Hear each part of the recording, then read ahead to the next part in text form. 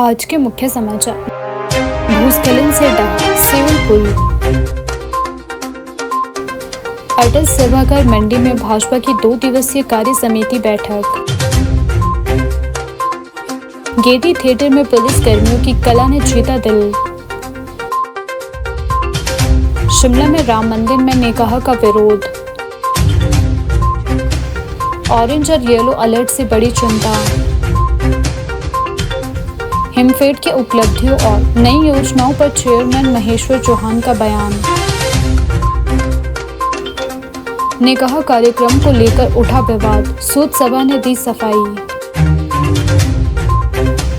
बिजली बोर्ड कर्मचारियों के मुद्दों पर शिमला में अहम बैठक। अब समाचार विस्तार से। भारतीय जनता पार्टी की हिमाचल प्रदेश इकाई की 2 दिवसीय कार्य समिति बैठक अटल सभागार मंडी में जोर शोर से जारी है। इस महत्वपूर्ण बैठक में पार्टी के शीर्ष पदाधिकारी, जिला स्तर के नेता और विभिन्न मोर्चों के प्रतिनिधि शामिल होकर संगठनात्मक मजबूती और भविष्य की रणनीतियों पर मंथन कर रहे हैं। बैठक को कई चरणों में आयोजित किया गया है, जिसमें संगठनात्मक समीक्षा, राजनीतिक हालात का विश्लेषण, आगामी चुनावी रणनीति और जनसंपर्क अभियानों को लेकर गहन चर्चा की जा रही है। पार्टी के वरिष्ठ नेताओं ने प्रदेश की वर्तमान राजनीतिक स्थिति पर विस्तार से अपने विचार रखे और कार्यकर्ताओं को आगामी चुनौतियों के बारे में तैयार करने का आह्वान किया। बैठक के दूसरे दिन का मुख्य फोकस भारतीय राष्ट्रीय कांग्रेस की प्रदेश सरकार के खिलाफ रणनीति तैयार करने पर रहा। वहीं भाजपा प्रदेश अध्यक्ष राजीव बिंदल ने कार्य समिति में मौजूद सभी पदाधिकारियों से एकजुट होकर कांग्रेस सरकार को जन विरोधी करार देते हुए उससे सत्ता से हटाने का आह्वान किया। नेताओं ने आरोप लगाया कि वर्तमान सरकार जनता की अपेक्षाओं पर खरा नहीं उतर रही है। राजीव बिंदल ने कहा कि प्रदेश में विकास कार्य ठप हो गए हैं। उन्होंने कहा कि महंगाई, बेरोजगारी और प्रशासनिक अव्यवस्था जैसे मुद्दों पर सरकार पूरी तरह विफल साबित हुई है। बैठक में यह भी तय किया गया कि आने वाले समय में भाजपा प्रदेश भर में बड़े स्तर पर जन आंदोलन चलाएगी। पार्टी कार्यकर्ताओं ने आह्वान किया कि वे गाँव-गाँव और शहर-शहर जाकर लोगों को सरकार की कथित विफलताओं के बारे में जागरूक करेगी। कार्य समिति ने यह स्पष्ट संकेत दिया कि भाजपा अब केवल बयानबाजी तक सीमित नहीं रहेगी, बल्कि सड़कों पर उतरकर विरोध प्रदर्शन, रैली और जनसभाएं आयोजित करेगी। पार्टी का मानना है कि आम जनता भी आंदोलनों में बढ़ चढ़कर हिस्सा लेगी और कांग्रेस सरकार के खिलाफ माहौल बनाएगी। बैठक के दौरान संगठनात्मक ढांचे को और मजबूत करने पर विशेष बल दिया गया। बूथ स्तर तक कार्यकर्ताओं को सक्रिय करने, नए सदस्यों को जोड़ने और युवा वर्ग को पार्टी से जोड़ने के लिए विशेष अभियान चलाने की योजना बनाई गई। नेताओं ने कहा कि मजबूत संगठन ही चुनावी सफलता की कुंजी है और इसलिए हर कार्यकर्ता को अपनी जिम्मेदारी समझते हुए पूरी सक्रियता के साथ कार्य करना होगा। भारतीय जनता पार्टी हिमाचल प्रदेश की 2 दिवसीय कार्य समिति की बैठक मंडी में चल रही है। यहाँ पर अटल सभागार के नाम से एक स्थान विकसित किया है, जहाँ पर 2 दिन तक ये कार्य समिति चल रही है। माननीय राष्ट्रीय महामंत्री श्री तरुण चुग जी, माननीय राष्ट्रीय उपाध्यक्ष श्री सौदान सिंह जी, हमारे प्रभारी श्रीकांत शर्मा जी, सह प्रभारी संजय टंडन जी, भारतीय जनता पार्टी के सभी हिमाचल प्रदेश के नेतागण, पूर्व मुख्यमंत्री श्री जयराम ठाकुर जी, पूर्व केंद्रीय मंत्री श्री अनुराग जी, भारतीय जनता पार्टी के प्रदेश के सभी माननीय पूर्व प्रदेश अध्यक्ष, माननीय सांसदगण, माननीय विधायकगण और कार्य समिति के सदस्य इसमें भाग ले रहे हैं। अलग अलग चरण में बैठकों का दौर जारी है। पदाधिकारी बैठक इस समय संपन्न हुई और पदाधिकारी बैठक के अंदर सभी ने एक स्वर के साथ यह निर्णय लिया कि हिमाचल प्रदेश को वर्तमान कांग्रेस की श्री सुखविंदर सिंह सुक्खू जी के नेतृत्व में चलने वाली सरकार ने 3.5 साल में दुख ही दुख दिए हैं, कष्ट ही कष्ट दिए हैं और हिमाचल प्रदेश का जनमानस आज इस सरकार से त्रस्त है। हिमाचल प्रदेश का बेरोजगार युवा वो परेशान है, त्रस्त है, उसको रोजगार नहीं मिल रहा, उसको सरकारी नौकरी नहीं मिल रही। हमारे प्रदेश का कर्मचारी त्रस्त है, जिसको आज तनख्वाह के लाले पड़े हैं।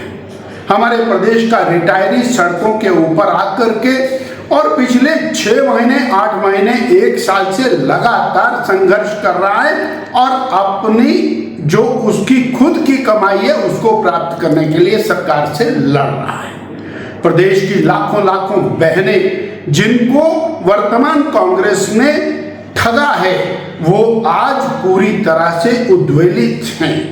जहां किसान परेशान है, बेरोजगार युवा परेशान है, प्रदेश का प्रत्येक वर्ग वर्तमान कांग्रेस सरकार से परेशान है। यहां तक कि सुखविंदर सिंह सुक्खू सरकार जी ने टैक्स की मार जनता के ऊपर भयानक मारी है। जहां 10 रुपए 40 पैसे डीजल के ऊपर और वैट लगाया था, वहीं 5 रुपया और सेस लगाने की तैयारी की। रजिस्ट्रेशन फीस बढ़ाई, एचआरटीसी के किराए बढ़ाए, एचआरटीसी की सब्सिडी बढ़ाई घटाई और राशन डिपो में राशन के दाम बढ़ाए। आज व्यापक रूप से माफिया राज प्रदेश के अंदर सब तरफ चल रहा है। उस माफिया राज को उखाड़ फेंकने का संकल्प भारतीय जनता पार्टी ने प्रदेश कार्य समिति में लिया और आने वाले दिनों के अंदर प्रदेश के अंदर सब और जनमानस सड़कों पर उतरेगा और प्रदेश की सरकार को उखाड़ फेंकने का काम करेगा। हिमाचल प्रदेश की राजधानी शिमला में एक बार फिर धार्मिक मुद्दे को लेकर विवाद खड़ा हो गया है। संजौली मस्जिद विवाद के बाद अब शहर के ऐतिहासिक राम मंदिर के हॉल में 11 अप्रैल को प्रस्तावित एक मुस्लिम निकाह समारोह को लेकर विरोध शुरू हो गया है। सूत्रों के अनुसार राम बाजार स्थित मंदिर परिसर के हॉल की बुकिंग एक मुस्लिम परिवार द्वारा विवाह निकाह के लिए करवाई गई थी। जैसे ही यह जानकारी सामने आई, कुछ हिंदू संगठनों ने इसका विरोध जताना शुरू कर दिया। इस मुद्दे पर संगठन के अध्यक्ष विनोद कुमार ने मीडिया से बातचीत में कहा कि इस तरह के आयोजन को मंदिर परिसर में नहीं होने दिया जाना चाहिए। उन्होंने इसे धार्मिक आस्थाओं से जुड़ा विषय बताते हुए विरोध की चेतावनी दी। हालांकि इस मामले को लेकर शहर में अलग अलग प्रतिक्रियाएं भी सामने आ रही है। कुछ लोग इसे सामाजिक सौहार्द के नजरिए से भी देख रहे हैं, वहीं अन्य लोग धार्मिक मान्यताओं के आधार पर इसका विरोध कर रहे हैं। प्रशासन ने मामले की संवेदनशीलता को देखते हुए हर स्थिति पर नजर बनाए रखी है और कानून व्यवस्था बनाए रखने की बात भी कही जा रही है। फिलहाल मंदिर प्रबंधन समिति और स्थानीय प्रशासन के निर्णय का इंतजार किया जा रहा है। इस घटनाक्रम के बाद शिमला में एक बार फिर धार्मिक और सामाजिक बहस तेज होती जा रही है। जहाँ तक आपका ये प्रश्न था कि हिंदू मुस्लिम की घटनाएं शिमला में पिछले कुछ वर्षों से देखने को आ रही है, तो उसकी जिम्मेवारी प्रशासन को लेनी पड़ेगी। हम बार बार कह रहे हैं कि जो ये यहाँ पे डेमोग्राफी का परिवर्तन हो रहा है, ये well plan, power sponsor and funded conspiracy है। इसकी जांच होनी चाहिए। प्रशासन द्वारा इस दिशा में कोई कदम नहीं उठाएगा। मुस्लिम पक्ष बार बार अपनी मौजूदगी दिखाने के लिए यहाँ पे तरह तरह के प्रयोग करता है। हमने समय समय पे उनके इन प्रयोगों को बेनकाब किया है। उनकी हर रणनीति को हमने रोकने का पूरा प्रयास किया है। अब ये जो राम मंदिर का मामला है, राम मंदिर के अंदर 11 अप्रैल को जो शादी, एक ये लक्कड़ बाजार ईदगाह के रहने वाले व्यक्ति की बेटी की शादी है और दिल्ली से बारात आनी है, तो इससे बड़ी दुर्भाग्य की बात और क्या होगी कि हमारे मर्यादा पुरुषोत्तम भगवान श्री राम के मंदिर के अंदर, जो इस देश की आत्मा है, जो इस देश का प्राण है, उनके मंदिर के अंदर मुस्लिम शादी में कलमे पढ़े जाएं। जहां वैदिक मंत्रोच्चार होता है वहां पर कलमे पढ़े जाएं। इससे बड़ी आहत कर देने वाली बात हिंदू समाज के लिए कोई दूसरी हो नहीं सकती है। इसीलिए हमने इस बात की निंदा की कि इस पर और स्पष्ट तौर पे जो वहाँ की प्रबंधन समिति है उनको चेता दिया कि ये विवाह कदाचित हो नहीं सकता। अगर होगा तो हम एक्शन लेंगे। हमने सामूहिक मुंडन और सुअर की बारात निकालने का निर्णय उस दिन लिया है अगर फिर भी ये चीजें होती है। माचिस कश्मीर में भी जली 89 में, जब कश्मीरी पंडितों को रातों रात भागना पड़ा। ये माचिस केरल में भी जली जहाँ पे हिंदू मेजॉरिटी में था और माइनॉरिटी में आया। ये माचिस आसाम में भी जली जहाँ हिंदू मेजॉरिटी में था, आज माइनॉरिटी में आया। ये माचिस मेघालय में भी जली। ये उत्तर प्रदेश के अंदर ये स्थितियाँ आई, आज उत्तराखंड के अंदर ये स्थिति है और हिमाचल प्रदेश के अंदर भी ये जो प्रयोग है शुरू हो चुके। अगर हमने 10 साल के बाद या 5 साल के बाद हिमाचल प्रदेश को असम केरल नहीं बनाना है, बंगाल नहीं बनाना है, तो आज ये माचिस की तिल्ली हमें जलानी पड़ेगी। हम इसकी नैतिक जिम्मेदारी लेते हैं और स्वयं उत्तरदायित्व तो समझते हैं कि अगर हमने कल को जब ये स्थिति आए, जब ये जिहादी लोग यहाँ पे पूरे उसमें फैले, तो कम से कम हमारे बच्चों से अगर कोई पूछे कि भैया जब ये चीज़ें रुक सकती थी तो तुम्हारे बुजुर्ग लोग कहाँ थे, तो हमारे बच्चे सीना ठोक के कह सके कि जब ये चीज़ें बढ़ रही थी तो हमारे जो बुजुर्ग लोग हैं वो इसके खिलाफ आंदोलन कर रहे थे, इसके खिलाफ लड़ रहे थे।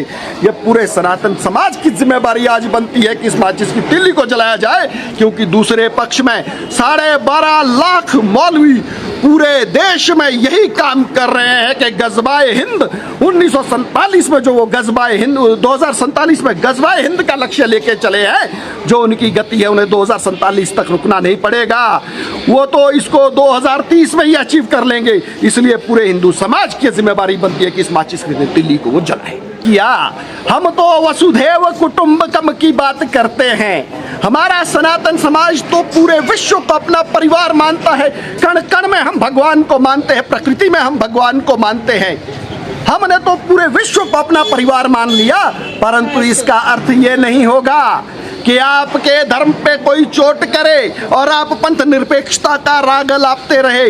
आपके भगवान श्री कृष्ण ने भी कहा है कि यदा यदा ही धर्मस्य ग्लानिर्भवति भारत अभ्युत्थानम धर्मस्य तदात्मनम सृजाम्यहम्, कि जब जब धर्म पे हानि होती है तब तो ईश्वर भी इस धरती पे अवतरित हो जाते हैं। जब जब ये जिहादी लोग जो है सनातन के ऊपर उंगली उठाएंगे तो इस देश का बच्चा बच्चा लड़ेगा, आगे आएगा।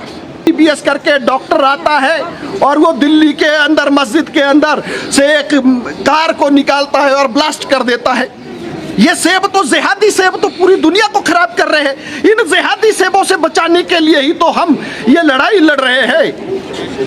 ये जो सड़े हुए सेब है जिहादी लोग, इनसे बचाने को, पूरे समाज को बचाने के लिए, पूरे देश को बचाने के लिए, सनातन समाज को बचाने के लिए, हिंदुओं को बचाने के लिए आज हम ये संघर्ष कर रहे हैं।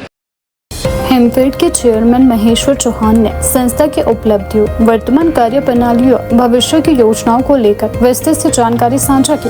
उन्होंने बताया कि हिमफेड प्रदेश की सबसे पुरानी सहकारी संस्थाओं में से एक है, जो वर्ष 1952 से लगातार कार्य करते हुए किसानों, बागवानों और आम जनता के हित में महत्वपूर्ण भूमिका निभा रही है। महेश्वर चौहान ने कहा कि हिमफेड द्वारा किसानों, विशेषकर बागवानों के लिए सेब खरीद की प्रभावी व्यवस्था की गई है। इससे किसानों को उनके उत्पाद का उचित मूल्य मिल रहा है और उन्हें बाजार में अनिश्चितताओं से काफी हद तक राहत मिली है। उन्होंने बताया कि संस्था का लक्ष्य किसानों को सीधा लाभ पहुंचाना है, ताकि उनकी आय में वृद्धि हो और वे आत्मनिर्भर बन सके। चेयरमैन ने कहा कि हिमफेड केवल कृषि क्षेत्र तक सीमित नहीं है, बल्कि रोजगार सृजन में भी अहम भूमिका दे रही है। संस्था द्वारा विभिन्न क्षेत्रों में भर्ती प्रक्रियाएं भी चलाई जा रही है और प्रदेश में 6 पेट्रोल पंपों का सफल संचालन भी किया जा रहा है। इन प्रयासों से युवाओं को रोजगार के अवसर मिल रहे हैं और स्थानीय स्तर पर आर्थिक गतिविधियों को बढ़ावा मिल रहा है। महेश्वर चौहान ने व्यवस्था परिवर्तन की दिशा में उठाए जा रहे कदमों का जिक्र करते हुए कहा कि हिमफेड में डिजिटाइजेशन को तेजी से लागू किया जा रहा है। उन्होंने कहा कि डिजिटल प्रणाली अपनाने से संस्था की कार्य प्रणाली अधिक पारदर्शी, तेज और आधुनिक बनेगी, जिससे किसानों और उपभोक्ताओं को बेहतर सेवाएं मिल सकेगी। उन्होंने बताया कि हिमफेड द्वारा महिलाओं, विशेषकर ग्रामीण क्षेत्रों की लड़कियों के लिए घर बैठे काम करने के अवसर उपलब्ध करवाई जा रही है। इसके अलावा दुग्ध उत्पादन, खेती बाड़ी और अन्य ग्रामीण उत्पादों को बढ़ावा देने के लिए नई योजनाएं शुरू की गई हैं। इन योजनाओं का उद्देश्य छोटे उद्यमियों और गांव में रहने वाले लोगों को आर्थिक रूप से सशक्त बनाना है। देखिए, हिमफेड नया नहीं शुरू हुआ है। हिमफेड तो हिमाचल प्रदेश की अपेक्स बॉडी है और ये सबसे पुरानी कोऑपरेटिव संस्था है। 1952 से जो है ये इस प्रदेश में किसानों और बागवानों के लिए काम कर रही है। और चाहे आप उर्वरक लीजिए, चाहे आप किसानों को खाद सप्लाई करनी है, चाहे किसानों को कृषि उपकरण सप्लाई करने हैं, चाहे एप्पल प्रिक्योरमेंट की बात है, ये सारे कार्य जो है हिमफेड के कार्यक्षेत्र के हैं और हिमफेड इसको कर रहा है। 6 अभी तक पेट्रोल पंप हिमाचल प्रदेश में जो है हमने स्थापित किए हैं हिमफेड के, और एक पेट्रोल पंप और जल्दी स्थापित हो रहा है। और बहुत पूरे प्रदेश के अंदर जो है लगभग 80-90 जो गोडाउन है हिमफेड के हैं, चाहे वो ट्राइबल एरिया है, चाहे हिमाचल प्रदेश का दूर दूर दराज का क्षेत्र है, हर जगह पर जो है हिमफेड अपनी सेवाएं किसानों और बागवानों को दे रहा है। ये बहुत सी योजनाएं नई आ रही हैं। केंद्र सरकार की भी जो कृषि आधारित योजनाएं हैं उसको भी हम लागू करते हैं, और जो हमारे प्रदेश की सरकार की योजनाएं उनको हम प्राथमिकता से लागू कर रहे हैं। तो बहुत ज़्यादा योजनाएं केंद्र सरकार की भी और प्रदेश सरकार की भी ऑलरेडी किसानों और बागवानों के हितों में बनी हुई है, और उसको जो है बेहतर तरीके से चलाए जाने का प्रयास हो रहा है। साथ ही जुड़ी हुई है हिमफेड, और ग्रामीण लोगों का ही ज़्यादा जो इसमें शेयर है वो है। मैंने आपको पहले भी कहा कि 1037 के लगभग जो है कोऑपरेटिव सोसाइटीज हमसे जुड़ी हुई है, सहकारी संस्थाएं, जो सहकारी समिति होते हैं वो हमसे जुड़े हुए हैं। तो ये दूर दराज के क्षेत्र में ही काम कर रहा है, जहाँ कोई नहीं जाता वहाँ पर हिमफेड जाता है, और हिमफेड वहाँ पर किसानों को उनकी जो है, चाहे खाद है, चाहे कोई स्प्रे ऑयल है, चाहे आपको कोई कटिंग की मशीन्स चाहिए, चाहे आपको घास काटने की मशीन चाहिए, वो हम लोग उनको मुहैया कराते हैं। और जहाँ तक बात उनको बेहतर सुविधाएं प्रदान करने की है, तो ये जो डोमेन है वो प्रदेश सरकार का और गवर्नमेंट ऑफ इंडिया का है, तो वो लगभग हर संस्था के साथ में मिलकर काम करते हैं। बहुत बढ़िया। आपको मैं बताना चाहता हूँ कि आज जो हिमफेड का जो मौजूदा आकार है वो पहले से काफ़ी जो है हमारा कारोबार घटा है। वो कम इसलिए हुआ है कि हमारे से बहुत सी संस्थाएं और निकली है। किसी वक्त में पब्लिक डिस्ट्रीब्यूशन सिस्टम भी जो है, जो राशन के डिपो जो है वो भी हिमफेड के पास हुआ करते थे, और जो सरकारी विभागों को सीमेंट और सरी की सप्लाई होती थी वो भी हिमफेड के थ्रू हुआ करती थी। तो बहुत बड़ा अदारा था। जैसे सिविल सप्लाईज अब निकला है, सिविल सप्लाईज भी पहले हिमफेड ये काम किया करता था, वो कर रहा है। जनरल इंडस्ट्रियल कॉर्पोरेशन है वो ये काम करे, वूल फेडरेशन है और मिल्क फेडरेशन है, पहले ये काम भी हिमफेड किया करती थी। हिमफेड पुरानी संस्था है, तो इससे और भी जो शाखाएं निकली हैं वो भी आज बहुत मजबूत हुई है। तो कहीं ना कहीं किसानों और बागवानों को इसका लाभ मिला है। जितनी ज़्यादा संस्थाएं हुई हैं, जितनी डाइवर्सिफिकेशन हुई है, उससे भी किसानों और बागवानों को लाभ हुआ है। दराती ये चीज़ें बनती, ये भी हम लोग जो है अपने कारोबार में शामिल कर रहे हैं, और इसका भी हम व्यापार करेंगे। और इससे बहुत जो निचले स्तर पर गांव में आखिरी पायदान पे जो बैठकर काम कर रहे हैं उसको भी लाभ मिलेगा, और ये योजनाएं बहुत जल्द जो है धरातल पे आने वाली है। जो किया जाता है, हाँ वो करा जाता है, और अभी से नहीं किया जा रहा, वो बहुत पहले से कार्यक्रम स्टार्ट है। और उसके लिए हमने एक विंग बनाया हुआ है, और एक अलग से जो हमारे हेड ऑफिस में हुआ है जो इसको ही देखते हैं, इंश्योरेंस की जो चीज़ें वो उसको देखते हैं कि किस तरह से इनको इंश्योर्ड जो चीज़ें होती हैं इसमें वो करी जाती हैं, उसको हम करते हैं। हिमाचल प्रदेश के दुर्गम पहाड़ी क्षेत्र चंबा जिला के भरमौर उपमंडल में विकास की एक महत्वपूर्ण कड़ी माने जा रहे सियूल पुल के निर्माण कार्यों को सोमवार सुबह आए भूस्खलन ने भारी झटका दे दिया। रावी नदी के तट पर बन रहा यह पुल अचानक पहाड़ी से घिरे मलबे और विशाल चट्टानों की चपेट में आकर बुरी तरह क्षतिग्रस्त हो गया। इस घटना ने न केवल करोड़ों रुपए की लागत वाली परियोजना को नुकसान पहुंचाया है, बल्कि क्षेत्र की सड़क संपर्क व्यवस्था पूरी तरह चरमरा गई है। पुल के टूटने से स्थानीय लोगों के सामने रोजमर्रा की आवाजाही, स्वास्थ्य सेवाओं तक पहुंच और बच्चों की शिक्षा जैसे बुनियादी मुद्दे फिर से गंभीर चुनौती लेकर खड़े हो गए हैं। लोगों के अनुसार सुबह करीब 8 बजे अचानक पहाड़ी से भारी मात्रा में मलबा और चट्टानें गिरनी शुरू हो गई। देखते ही देखते ये मलबा सीधे निर्माणाधीन पुल पर आ गिरा। इस भीषण भूस्खलन की चपेट में आकर पुल का बड़ा हिस्सा क्षतिग्रस्त हो गया और उस पर रखा लोहे का सामान, सरिया और अन्य निर्माण सामग्री बहकर रावी नदी में समा गई। स्थानीय विधायक डॉक्टर जनकराज शर्मा ने घटना की पुष्टि करते हुए बताया कि यह एक अचानक हुई प्राकृतिक आपदा थी जिससे परियोजना को भारी नुकसान हुआ है। उन्होंने कहा कि विभागीय टीमों को मौके पर भेज दिया गया है और विस्तृत रिपोर्ट तैयार की जा रही है। लोक निर्माण विभाग PW द्वारा इस पुल का निर्माण पिछले करीब 2 वर्षों से किया जा रहा था। लगभग 4 करोड़ रुपए की लागत से बन रहे इस पुल को क्षेत्र के लिए लाइफलाइन माना जा रहा था। निर्माण कार्य अपने अंतिम चरण में था। पुल के दोनों छोर पर स्टील रेलिंग लगाने का काम लगभग पूरा हो चुका था और केवल अंतिम फिनिशिंग का कार्य बाकी था। विभाग को उम्मीद थी कि आने वाले कुछ महीनों में इस पुल को आम जनता के लिए खोल दिया जाएगा, लेकिन इस हादसे ने सारी तैयारियों को ध्वस्त कर दिया। अब परियोजना को फिर से शुरू करने के लिए समय लगेगा और अतिरिक्त बजट की भी आवश्यकता पड़ेगी। यह पुल विशेष रूप से 2 पंचायतों के हजारों लोगों के लिए बेहद महत्वपूर्ण थे। इसके बनने से लोगों को लंबा, कठिन और जोखिम भरा रास्ता छोड़कर सीधा और सुरक्षित मार्ग मिलना था। स्थानीय ग्रामीणों का कहना है कि पुल बनने से उन्हें अस्पताल, स्कूल, बाजार और सरकारी दफ्तरों तक पहुंचने में काफी सहूलियत होती। अब पुल के क्षतिग्रस्त होने से वे फिर से पुराने, कच्चे और खतरनाक रास्तों पर निर्भर हो चुके हैं। एक स्थानीय निवासी ने बताया कि हम पिछले कई सालों से इस पुल का इंतजार कर रहे थे। अब जब काम लगभग पूरा हो गया था तभी यह हादसा हो गया। सियोल पुल के क्षतिग्रस्त होने से होली से भरमौर के बीच का सुगम मार्ग बंद हो गया है। इस मार्ग के बाधित होने से परिवहन सेवाएं प्रभावित हुई है और लोगों को कई किलोमीटर लंबा वैकल्पिक रास्ता तय करना पड़ रहा है। आपातकालीन स्थितियों जैसे बीमार व्यक्ति को अस्पताल ले जाना में यह स्थिति और भी अधिक गंभीर हो जाती है। बरसात के मौसम में यह रास्ता और भी खतरनाक साबित हो सकता है। घटना के बाद प्रशासन ने तुरंत क्षेत्र का निरीक्षण शुरू कर दिया। लोक निर्माण विभाग के अधिकारियों ने मौके पर पहुंचकर नुकसान का जायजा लिया और तकनीकी टीमों को जांच के लिए लगाया गया। विधायक डॉक्टर जनकराज शर्मा ने आश्वासन दिया कि प्रभावित क्षेत्र के लोगों को जल्द राहत पहुंचाने के लिए वैकल्पिक व्यवस्था की जाएगी। साथ ही पुल के पुनर्निर्माण को प्राथमिकता दी जाएगी और इसके लिए अतिरिक्त बजट की व्यवस्था भी की जाएगी। विशेषज्ञों का मानना है कि हिमालय क्षेत्रों में भूस्खलन की घटनाएं लगातार बढ़ रही है। इस घटना ने एक बार फिर यह सवाल खड़ा कर दिया है कि पहाड़ी इलाकों में निर्माण कार्य करते समय भूवैज्ञानिक सर्वेक्षण और सुरक्षा उपायों को कितनी गंभीरता से लिया जा रहा है। अब सबसे बड़ा यह सवाल है कि इस महत्वपूर्ण परियोजना को दोबारा कब और कैसे शुरू किया जाएगा। स्थानीय लोग चाहते हैं कि सरकार इस मामले को प्राथमिकता दे और जल्द से जल्द पुल का पुनः निर्माण करवाए।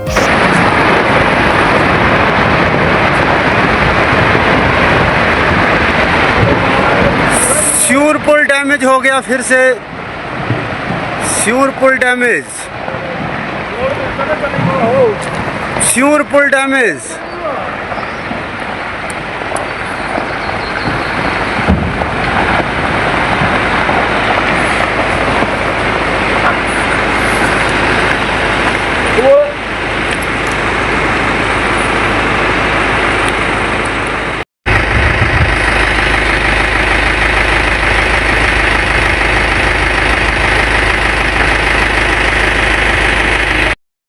शिमला स्थित यूनियन कार्यालय में आज बिजली बोर्ड कर्मचारियों की समस्याओं को लेकर राज्य पदाधिकारियों की एक महत्वपूर्ण बैठक आयोजित की गई। बैठक में कर्मचारियों से जुड़े कई मुद्दों पर गहन चर्चा की गई, जिसमें खास तौर पर प्रमोशन नीति, स्टाफ की कमी और कार्य परिस्थितियों को लेकर चिंता जताई गई। बैठक में सबसे प्रमुख मुद्दा प्रमोशन चैनल अथॉरिटी को सर्कल स्तर पर स्थानांतरित करने के निर्णय को लेकर सामने आया। यूनियन प्रतिनिधियों ने कहा कि इस फैसले से कर्मचारियों में भारी असंतोष है। बिजली बोर्ड के प्रदेश अध्यक्ष नीतीश भारद्वाज ने कहा कि पहले प्रमोशन से जुड़े अधिकार उस स्तर पर होते थे जिससे कर्मचारियों को समयबद्ध पदोन्नति मिलती थी, लेकिन वर्तमान व्यवस्था में विकेंद्रीकरण के कारण कर्मचारियों के हित प्रभावित हो रहे हैं। यूनियन के कर्मचारियों की भावना को ध्यान में रखते हुए बिजली बोर्ड के अध्यक्ष के साथ बैठक की। इस दौरान फील्ड स्तर पर आ रही समस्याओं को विस्तार से रखा गया। बिजली बोर्ड के अध्यक्ष ने यूनियन की बातों को गंभीरता से सुनते हुए आश्वासन दिया कि इस मुद्दे पर जल्द ही मुख्यमंत्री से चर्चा की जाएगी और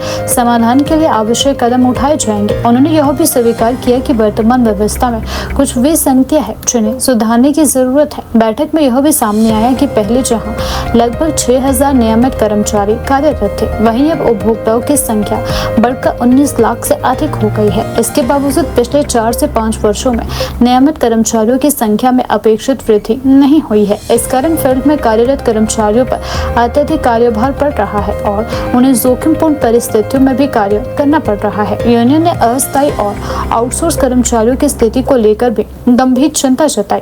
उन्होंने कहा कि उन्हें प्राप्त वित्तीय और सामाजिक सुरक्षा नहीं मिल पा रही है। यूनियन ने सरकार से मांग की है कि इन कर्मचारियों के लिए ठोस नीतियां बनाई जाए और उन्हें उचित वेतन, सुरक्षा और अन्य लाभ प्रदान किए जाए ताकि वे सम्मानजनक जीवन जी सके। यूनियन प्रतिनिधियों ने चेतावनी दी कि यदि कर्मचारियों की समस्याओं का समय रहते समाधान नहीं किया गया तो इसका सीधा असर बिजली व्यवस्था पर पड़ सकता है। उन्होंने कहा कि कर्मचारियों का मनोबल बनाए रखना बेहद जरूरी है ताकि प्रदेश में बिजली आपूर्ति सुचारू रूप से चलती रहे। चर्चा उसमें हुई है। हाँ, मैं पिछले कल जो है HPSC एम्प्लॉयज़ यूनियन की राज्य पदाधिकारियों की जो बैठक है यूनियन ऑफिस शिमला में की गई और उस मीटिंग के बीच में जो है जो आज की डेट में बिजली बोर्ड में कर्मचारियों के जो मुद्दे हैं उन मुद्दों को लेकर जो है चर्चा की गई है। रणनीति क्या है? मैं आपको कहना चाहूँगा, मीडिया के माध्यम से कहना चाहूँगा कि आज बिजली बोर्ड के अंदर जो कुछ प्रमोशन चैनल्स थे जिनको कैडर कंट्रोलिंग अथॉरिटी करती थी, जैसे हमारे टीममेट हैं उनको एक्शन करते थे, हमारे ALM लाइनमैन बनने थे उनको सर्कल लेवल पे SC साहब करते थे, और जैसे SSA वगैरह दूसरी अदर कैटेगरी जिनको कैडर कंट्रोलिंग अथॉरिटी करती थी, आज वो जो फाइलें हैं वो शिमला मंगवाई जा रही हैं और शिमला से वो जो है CM ऑफिस के लिए भेजी जा रही हैं, जिसके अनावश्यक होने की देरी के कारण क्या हो रहा है कि जो हमारे सीनियर लोग हैं वो जूनियर हो रहे हैं और जो जूनियर लोग हैं वो सीनियर हो रहे हैं, जिससे कि नीचे कर्मचारियों में एक भारी रोष है। और उस रोष को देखते हुए हमने जो है एक पिछले कल चर्चा की है और उसके बाद हम बिजली बोर्ड के जो चेयरमैन हैं उनके साथ हमने शाम को मीटिंग की है और उनके साथ हमने एक चर्चा की है कि इस तरीके की प्रॉब्लम जो है वो नीचे फील्ड के अंदर आ रही है। तो उन्होंने हमारे को आश्वस्त किया है कि मैं माननीय मुख्यमंत्री महोदय से इसके बारे में बात करूंगा और बात करने के बाद जो है इसका हम जल्दी ही समाधान करवाने की कोशिश करेंगे। इसमें उन्होंने खुद भी माना है कि इस तरीके की परिस्थितियाँ जो है वो कर्मचारियों के बीच में गलत हो रही हैं कर्मचारियों के साथ, तो हम माननीय मुख्यमंत्री से इसके बारे में बात करेंगे। और यूनियन भी माननीय मुख्यमंत्री महोदय से मांग करती हैं कि जो कैडर कंट्रोलिंग अथॉरिटी की पावरें हैं, जो फाइलें वो साइन करते थे, प्रमोशन करते थे और एक टाइमली प्रमोशन जो कर्मचारियों की होती थी वो उसी तरीके से हो, हम आपसे ये निवेदन भी करेंगे और माननीय मुख्यमंत्री से मांग भी करेंगे। हाँ, मैं कहना चाहता हूँ कि आज दिन प्रतिदिन जो है बिजली बोर्ड में जो है कर्मचारियों की कमी आ रही है। मैं आपको कहना चाहता हूँ कि किसी टाइम ऐसा था कि 43,000 हमारे पास कर्मचारी हुआ करता था और उस टाइम हमारे पास बिजली का जो उपभोक्ता था वो 10 लाख था, परंतु आज क्या हुआ, हमारे जो उपभोक्ता की जो संख्या है वो 29 लाख को क्रॉस कर रही है, परंतु कर्मचारी जो आज है सिमट के 12,000 के करीब रह गया है। और मैं आपको बताऊँ कि 4-5 सालों में भी हमारे पास जो वो 4500-4600 लोग रिटायर हो गया, जिससे क्या हो रहा है कि बहुत सारा ऐसा हमारा जो इलेक्ट्रिक सप्लाई का सिस्टम है उसको सुचारू रूप से चलाने के लिए जो हमारा नीचे मैन पावर है वो दिन रात काम कर रहा है, बोझ के तले काम कर रहा है और उससे हमारे कई तरीके के एक्सीडेंट भी हो रहे हैं। आप आए दिनों देख सकते हैं कि हमारे कितने आउटसोर्स के कर्मचारी एक्सीडेंट हुए हैं, कितने फैटल में हैं, कितने नॉन फैटल में हैं, कितने हमारे जो रेगुलर कर्मचारी है वो भी है। तो हम चाहते हैं कि माननीय मुख्यमंत्री ने कहा है कि बिजली मित्र जो है बिजली बोर्ड के अंदर भरे जाएंगे, परंतु हम ये कहना चाहते हैं कि ये बिजली का क्षेत्र है, बहुत ही खतरनाक तरीके से इसमें बिजली चलाना पड़ती है। इस इंडस्ट्री के अंदर जो है इस तरीके के मित्र ना रख करके रेगुलर भर्तियाँ की जाए। और जो आज हम देख रहे हैं कि धर्मशाला में भी एक टेंडर हुआ है कि मेंटेनेंस गैंग में आदमी रखे जाते हैं, तो जब हम ये ऐसे रखेंगे तो पहले भी हम इस चीज़ों को भुगत रहे हैं कि हमने आउटसोर्स कर्मचारी जिनको हम कोई फाइनेंशियली वित्तीय लाभ नहीं दे पाते हैं, उनके परिवार भी अपाहिज हो जाते हैं, परिवार की स्थिति भी ठीक नहीं है, तो इस तरीके का ना रखे जाए। अगर रेगुलर कर्मचारी के साथ वायदा वे इस तरीके का कोई घटना घट जाता है तो कम से कम उसकी फैमिली सिक्योर तो हो जाती है ना, कि उसको नौकरी का प्रावधान भी है, उसको कुछ फाइनेंशियल बेनिफिट भी दिए जाते हैं, परंतु हमारे लोगों को नहीं दिए जाते। और हमने पहले भी आपके साथ कहा है कि बिजली के क्षेत्र में इस तरीके की पॉलिसी ना लाई जाए, यहाँ पे रेगुलर लोग रखे जाएं ताकि उनके परिवार भी सुरक्षित रहें और वो खुद भी सुरक्षित रहें। हिमाचल प्रदेश में इन दिनों मौसम लगातार करवट बदल रहा है और सोमवार को प्रदेश भर में इसके कई रूप देखने को मिले। कहीं तेज बारिश हुई, वहीं ऊंचाई वाले इलाकों में बर्फबारी भी दस्त की गई, तो कहीं धूप और बादलों की आंख मिचौली सारी रही। इस बदलते मौसम ने जहां एक और ठंडक बढ़ा दी है, वहीं दूसरी ओर जनजीवन पर भी असर डालना शुरू कर दिया है। कुल्लू घाटी में सुबह मौसम साफ रहा और धूप खिली रही, लेकिन दोपहर बाद अचानक मौसम बदला और हल्की से मध्यम बारिश शुरू हो गई। इसी तरह लाहौल स्पीति और ऊंचाई वाले क्षेत्रों में बादलों की आवाजाही के साथ तापमान में गिरावट महसूस की गई। रोहतांग, तर्रा सहित ऊंचाई वाली चोटियों पर हल्का हिमपात हुआ है, जिससे एक बार फिर सर्दी का एहसास पड़ने लगा है। राजधानी शिमला में दिन भर हल्के बादल छाए रहे, लेकिन बीच बीच में धूप निकलने से मौसम सुहावना बना रहा। वहीं धर्मशाला में रात के समय मौसम ने अचानक करवट ली और तेज बारिश के साथ ओलावृष्टि शुरू हो गई, जिससे स्थानीय लोगों को असुविधा का सामना करना पड़ा और तापमान में भी गिरावट दर्ज की गई। मौसम विभाग ने प्रदेश के कई हिस्सों में खराब मौसम को लेकर चेतावनी जारी की है। चंबा, कांगड़ा, कुल्लू, शिमला, मंडी और सोलन जिलों में मंगलवार और बुधवार के लिए अंधड़ और ओलावृष्टि का ऑरेंज अलर्ट जारी किया गया है। इसके अलावा 7 और 8 अप्रैल को प्रदेश के कई जिलों जिसमें ऊना, बिलासपुर, हमीरपुर, सिरमौर और अन्य क्षेत्र शामिल है, इन क्षेत्रों में 60 किलोमीटर प्रति घंटे की रफ्तार से तेज हवाएं चलने का येलो अलर्ट जारी किया गया है। यह स्थिति खासकर किसानों और बागवानों के लिए चिंता का विषय बनी हुई है। मौसम विशेषज्ञों के अनुसार पश्चिमी विक्षोभ की सक्रियता के कारण प्रदेश में मौसम का यह अस्थिर दौर बना हुआ है। 7 से 9 अप्रैल तक राज्य के अधिकांश हिस्सों में व्यापक वर्षा होने की संभावना जताई गई है, जिसमें 8 अप्रैल को सबसे अधिक गतिविधि देखने को मिल सकती है। हालांकि 10 अप्रैल को कुछ राहत मिलने की उम्मीद है, लेकिन 11 और 12 अप्रैल को एक बार फिर खराब मौसम होने का पूर्वानुमान जताया गया है। इससे साफ है कि आने वाले दिनों में प्रदेश के लोगों को मौसम की मार से पूरी तरह राहत मिलने वाली नहीं है। लाहौल स्पीति क्षेत्र में मौसम के बिगड़ते मिजाज के बीच हिमखंड गिरने का खतरा बढ़ गया है। सोमवार को लाहौल के महाल बोग क्षेत्र में पहाड़ी से अचानक पत्थर गिरने की घटना सामने आई, जिसमें एक पर्यटक दंपति घायल हो गया। इस घटना ने एक बार फिर पहाड़ी क्षेत्रों में यात्रा के दौरान सतर्कता की आवश्यकता को उजागर किया है। मौसम विभाग के अनुसार अगले 24 घंटों में दिन के तापमान में 2 से 3 डिग्री सेल्सियस तक बढ़ोतरी हो सकती है, लेकिन इसके बाद मौसम के सक्रिय होते ही तापमान में 4 से 6 डिग्री सेल्सियस की गिरावट आने की संभावना है। इस तरह के अचानक बदलाव से लोगों को सर्दी, जुकाम और अन्य मौसमी बीमारियों का खतरा लगातार बढ़ सकता है। खासकर बच्चों और बुजुर्गों के लिए यह समय सावधानी बरतने का है। ओलावृष्टि और तेज हवाओं की संभावना को देखते हुए किसानों और बागवानों की चिंता बढ़ गई है। इस समय कई फसलें और बागवानी उत्पाद तैयार हो रहे हैं। ऐसे में मौसम की मार ने उन्हें भारी नुकसान पहुंचाया है। विशेषज्ञों ने किसानों को सलाह दी है कि वे अपनी फसलों की सुरक्षा के लिए आवश्यक उपाय करें और मौसम से संबंधित अपडेट पर नजर रखें। प्रशासन ने लोगों से अपील की है कि वे अनावश्यक यात्रा से बचें। हिमाचल प्रदेश में मौसम का यह बदलता मिजाज जहां प्राकृतिक सुंदरता को और निखार रहा है, वहीं इसके साथ जुड़े खतरे भी सामने ला रहा है। बारिश, बर्फबारी, ओलावृष्टि और तेज हवाओं के इस दौर में सतर्कता ही सबसे बड़ा बचाव है। आने वाले दिनों में मौसम की गतिविधियां और तेज हो सकती है। ऐसे में प्रशासन और आम जनता दोनों को पूरी तैयारी के साथ स्थिति का सामना करना होगा। गेयटी थिएटर में हिमाचल प्रदेश पुलिस द्वारा आयोजित बियॉन्ड द यूनिफॉर्म नामक अनोखी कला प्रदर्शनी ने लोगों का ध्यान अपनी ओर आकर्षित किया।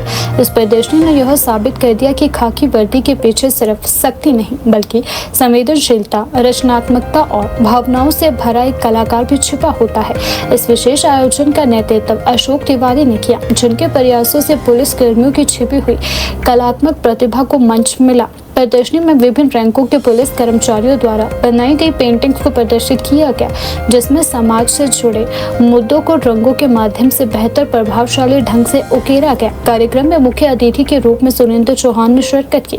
अपने संबोधन में उन्होंने कहा कि इस पहल को ऐतिहासिक बताते हुए कहा कि यह प्रदर्शनी पुलिस कर्मियों के भीतर छिपी रचनात्मकता को सामने लाने का एक सशक्त माध्यम है। उन्होंने कहा कि हम अक्सर पुलिस को केवल कानून व्यवस्था बनाए रखने वाले रूप में देखते हैं, लेकिन इस प्रदर्शनी ने यह साबित कर दिया है कि वे भी उतने ही संवेदनशील और रचनात्मक है। उनके भीतर भी भावनाओं और अभिव्यक्ति की एक अलग दुनिया बसती है। प्रदर्शनी में प्रदर्शित कलाकृतियों ने दर्शकों को खासा प्रभावित किया, जिन हाथों को आमतौर पर अनुशासन और शक्ति के प्रतीक और डंडे से छोड़ा जाता है, उन्हीं हाथों ने कैनवस पर जिंदगी के रंगों को बेहतर खूबसूरती से उकेरा। पेंटिंग्स में विशेष रूप से नशा मुक्ति, सामाजिक जागरूकता और पर्यावरण संरक्षण और मानवीय संवेदनाओं जैसे विषय प्रमुखता से उभरे। हर क्षेत्र में कलाकार की सोच, उसके अनुभव और समाज के प्रति उसकी संवेदनशीलता साफ झलक रही थी।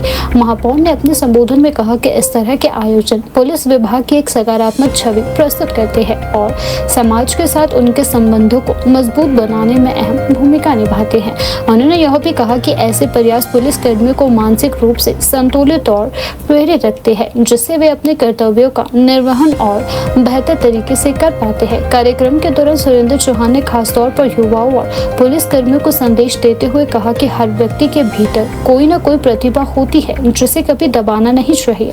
उन्होंने कहा कि चाहे वह कला हो, खेल हो या अभिनय, अपने पैशन को हमेशा जिंदा रखना चाहिए। यही चीजें जीवन को संतुलित और खुशहाल बनाती है।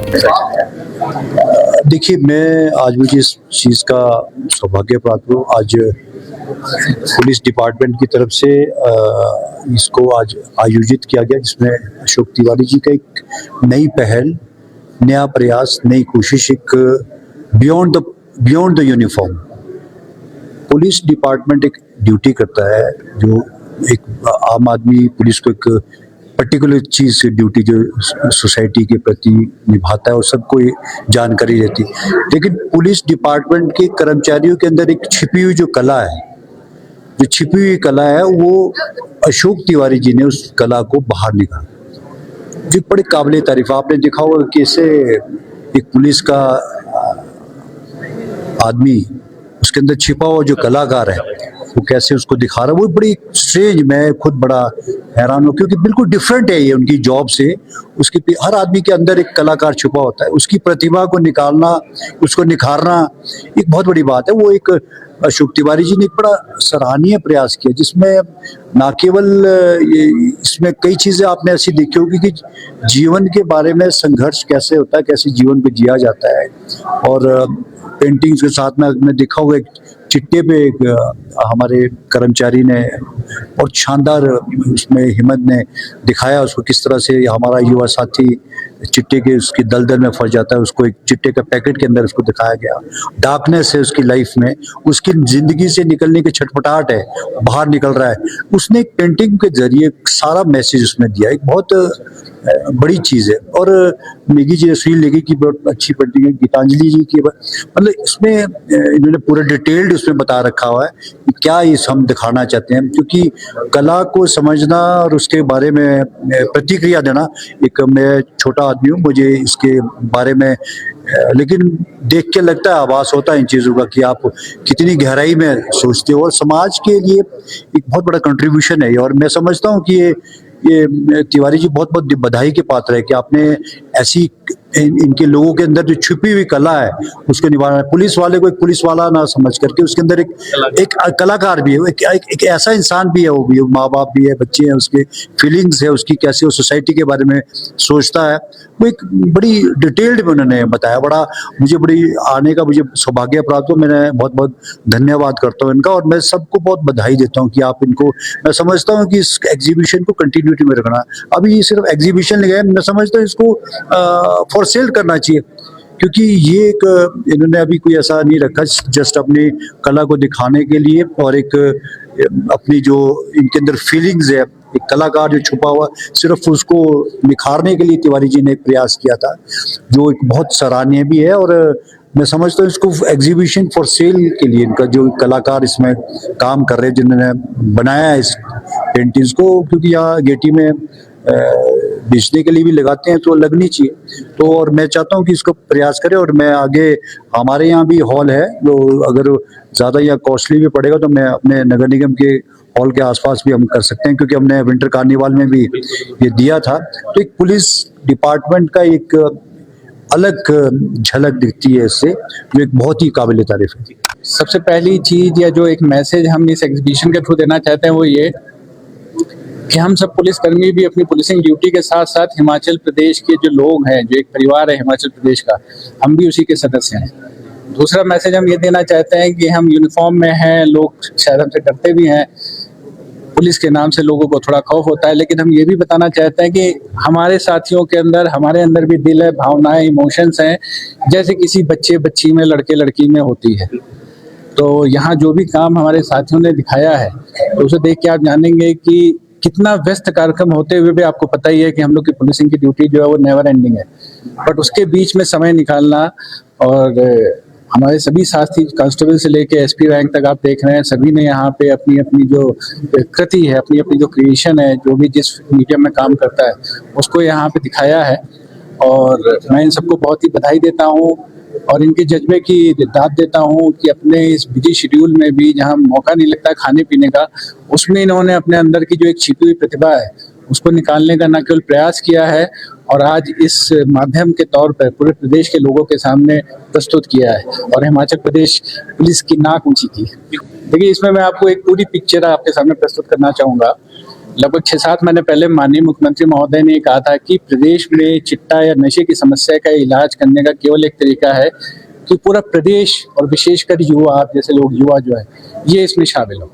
इसके लिए इन्होंने एक जन आंदोलन चलाया। आपको ध्यान होगा कि 15 नवंबर 2025 को यहाँ पर रिज के ऐतिहासिक मैदान पर जो एंटी चिट्टा अवेयरनेस वॉकाथॉन थी, उसके बाद उसके 3 और एडिशन हुए, धर्मशाला में, हमीरपुर में, बिलासपुर में।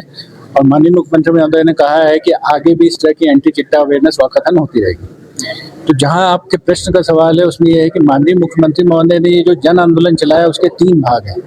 एक तो यह है कि लोगों को, विशेषकर युवाओं को अवेयर करना है और उनको इन्वॉल्व भी करना है। तो वो अपने हर संबोधन में कहते रहते हैं कि जो 112 हमारी हेल्पलाइन है उस पे प्रदेश के सभी नागरिक, विशेषकर युवा, किसी भी तरह की नशे की चिट्टे की सूचना दे सकते हैं और पुलिस पे कार्रवाई करेगी। दूसरा जो हमारा पुलिसिंग टास्क है जिसमें हम केस रजिस्टर करते हैं, पेट एनडीपीएस एक्ट में डिटेन करते हैं, प्रिवेंटिव डिटेंशन में, वो कार्रवाई जारी है।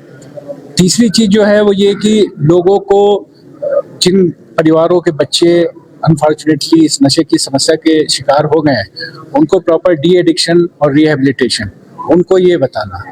तो ब्रॉडली अगर देखें तो जब माननीय मुख्यमंत्री महोदय के जो जन आंदोलन प्रदेश में चल रहा है पिछले 4 महीने से, वो लगभग सारे पहलुओं को कवर करते हुए, और जो उनका दृढ़ निश्चय है जिसमें हिमाचल प्रदेश सरकार के सभी विभाग, विशेषकर पुलिस विभाग, हम सभी मिलकर ये कोशिश कर रहे हैं कि माननीय मुख्यमंत्री महोदय के दिशा निर्देशन पर प्रदेश से चिट्टे और नशे की समस्या को पूरी तरह से खत्म कर दें।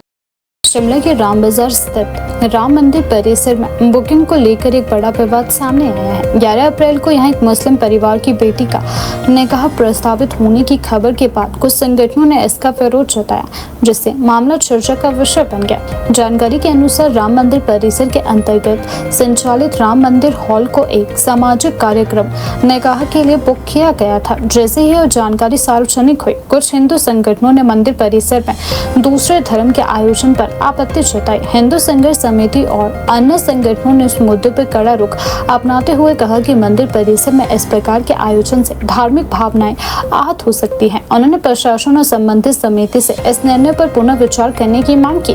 विवाद बढ़ने के बाद सूद सभा के अध्यक्ष राजीव सूद ने स्थिति स्पष्ट करते हुए कहा कि राम मंदिर और राम मंदिर हॉल 2 अलग अलग इकाइयां हैं। उन्होंने बताया कि मंदिर वह पवित्र स्थल है जहाँ भगवान श्री राम, माँ दुर्गा और अन्य देवी देवताओं की पूजा होती है, जबकि राम मंदिर हॉल एक अलग परिसर है जिसका उपयोग सामाजिक और सामुदायिक कार्यक्रमों जैसे विवाह, बैठकें और अन्य आयोजन के लिए किया जाता है। राजीव सूद ने कहा कि हाल की बुकिंग प्रक्रिया पूरे नियमों के तहत की गई है तथा इसके लिए लिखित अनुमति भी ली गई है।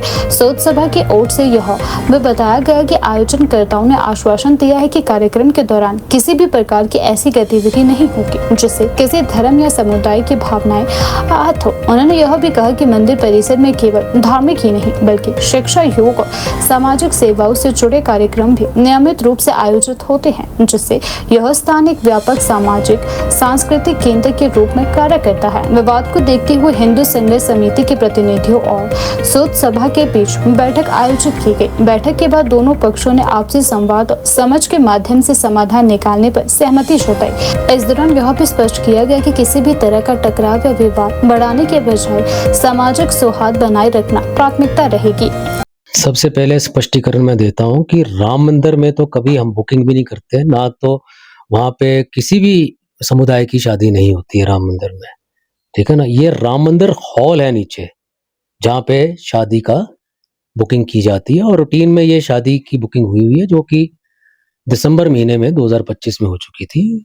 और पहले उन्होंने हॉल की बुकिंग करी थी, फिर गैलरी की बुकिंग भी बाद में करवाई है, जो हमने अभी फॉर्म वगैरह उससे मंगवा के रखे हैं। जिसने बुकिंग करवाई है वो एक यहाँ के बहुत पुराने ईदगाह के रहने वाले हैं। उनको मैंने बुलाया भी था अभी थोड़ी देर पहले कि भैया आप अपना स्पष्टीकरण दो कि जैसे हिंदुओं की भावना जो है से जो जुड़ी हुई बातें हैं, जो ठेस नहीं पहुंचनी चाहिए। कोई आप यहाँ पे कोई निकाह या कोई इस टाइप का कोई कार्यक्रम तो नहीं कर रहे हैं कि कलमला वगैरह तो नहीं पढ़ रहे हैं। तो उन्होंने अभी आए हुए थे, थोड़ी देर पहले मेरे पास आके गए हैं।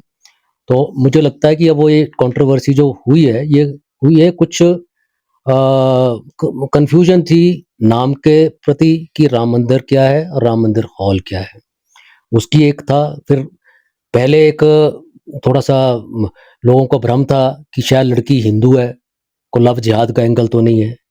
तो उस सबके मद्देनजर रखे कल हिंदू जो संघर्ष समिति वाले यहाँ पे आए थे, मेरे पास पूरे आए थे, 12 साढ़े 12 बजे आए थे।